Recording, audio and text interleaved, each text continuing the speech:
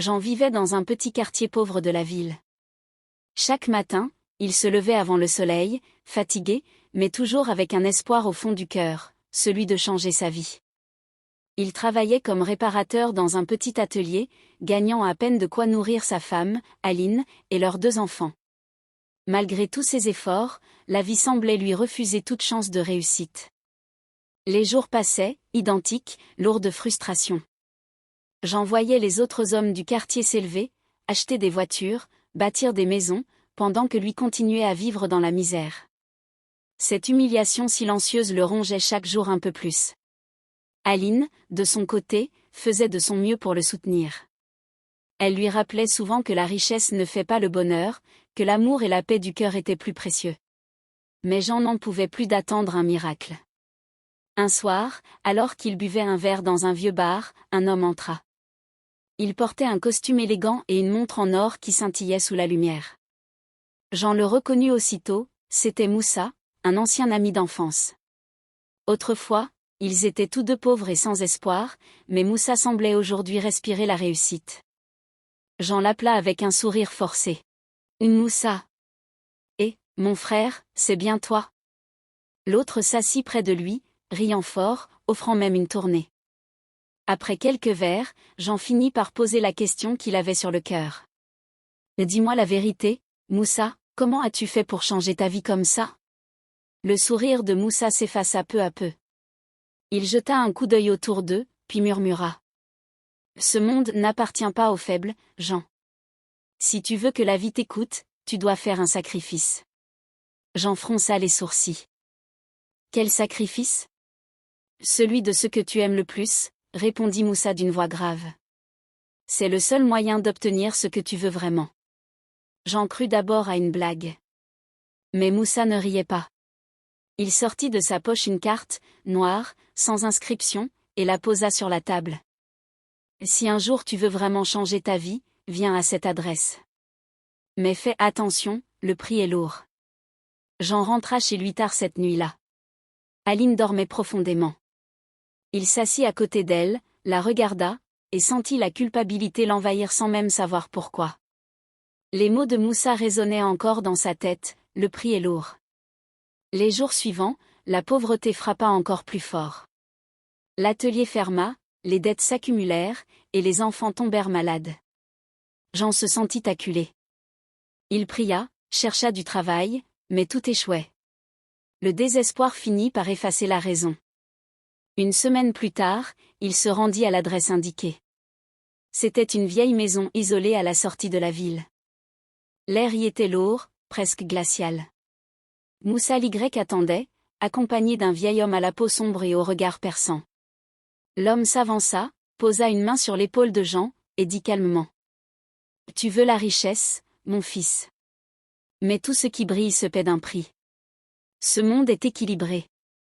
Pour recevoir, il faut donner. » Jean hésita. « Que dois-je donner ? » ? « Ce que tu aimes le plus au monde. » Le cœur de Jean s'arrêta un instant. Il pensa à Aline. Ses yeux, son rire, sa bonté. Non, jamais il ne pourrait. Mais le vieil homme continua. Réfléchis-y. Si ton amour est fort, son âme ouvrira la porte de ta réussite. Jean rentra chez lui bouleversé. Pendant plusieurs jours, il lutta contre la tentation.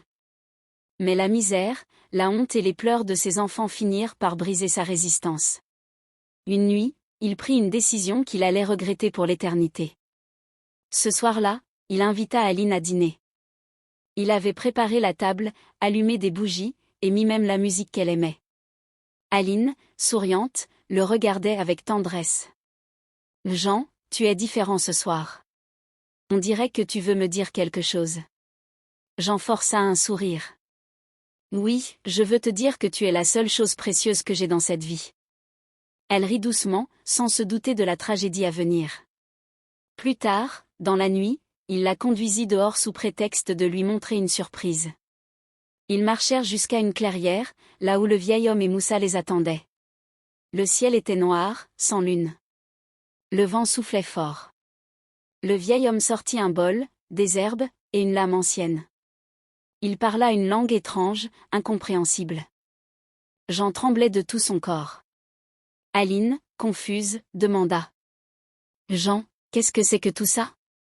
Pourquoi tu me regardes comme ça? Mais il ne répondit pas. Les mots du vieil homme s'intensifiaient, le feu au centre du cercle devint rouge, et un cri déchira la nuit. Tout devint noir.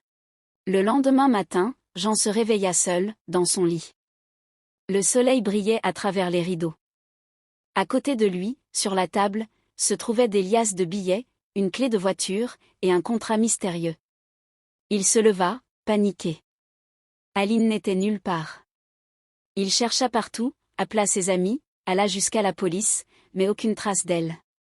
On aurait dit qu'elle n'avait jamais existé. Quelques jours plus tard, sa vie changea. Il reçut un grand contrat, gagna énormément d'argent, acheta une belle maison, et devint rapidement un homme respecté. Mais au fond de lui, une ombre persistait. La nuit, il rêvait de la clairière. Il voyait le feu, il entendait le cri. Et dans son rêve, la voix d'Aline murmurait toujours la même phrase. « Tu as vendu ton âme, Jean, et la mienne aussi. » Les semaines passèrent, et Jean goûtait enfin à la vie dont il avait toujours rêvé. Il roulait dans une voiture flambant neuve, portait des costumes élégants, et vivait dans une grande maison aux murs brillants. Tout le monde l'admirait, le respectait, l'enviait. Mais au fond de lui, Jean ne se sentait jamais en paix. Il évitait les miroirs, il craignait la nuit. Il ne parlait plus de sa femme disparue, et quand on lui posait des questions, il répondait froidement.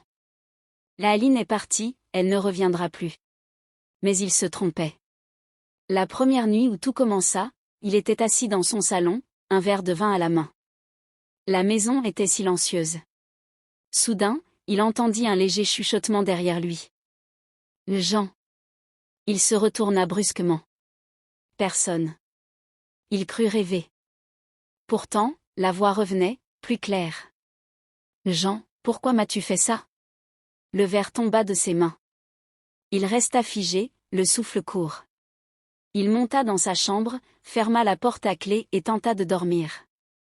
Mais à minuit, le vent souffla violemment, les lumières s'éteignirent, et la même voix résonna encore, accompagnée d'un parfum familier, celui d'Aline.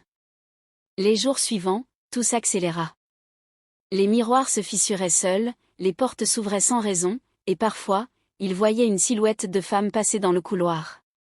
Il essayait de se convaincre qu'il devenait fou. Mais le soir, en se regardant dans le miroir, il voyait toujours son reflet, et juste derrière lui, un autre visage, celui d'Aline, le regard vide. Un soir, il appela Moussa, paniqué. Elle est là. Elle est revenue. Mais Moussa, au téléphone, avait une voix tremblante. Je t'avais prévenu, Jean. Le sacrifice ne disparaît jamais. Elle réclame ce qui lui appartient. La peur transforma Jean en un homme brisé. Il ne dormait plus, ne mangeait plus. Son argent ne lui servait plus à rien. Il voyait Aline partout, dans ses rêves, dans les reflets, dans les ombres. Parfois, il sentait même sa main glacée se poser sur son épaule, comme autrefois. Une nuit, alors qu'il dormait sur le canapé, il sentit quelqu'un s'allonger près de lui. Il ouvrit lentement les yeux, et la vit. Aline. Son visage était pâle, ses yeux remplis de larmes et de colère. « Tu as échangé mon amour contre l'or, Jean. Maintenant, l'or t'étouffera. » Jean hurla, se leva, courut dehors, pieds nus. Il cria son nom dans la rue, implorant pardon, mais personne ne l'entendait. Au petit matin, on le retrouva sans vie, allongé dans son salon.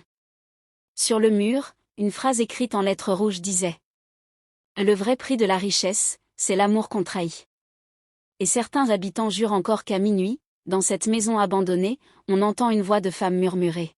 « Jean, pourquoi m'as-tu fait ça?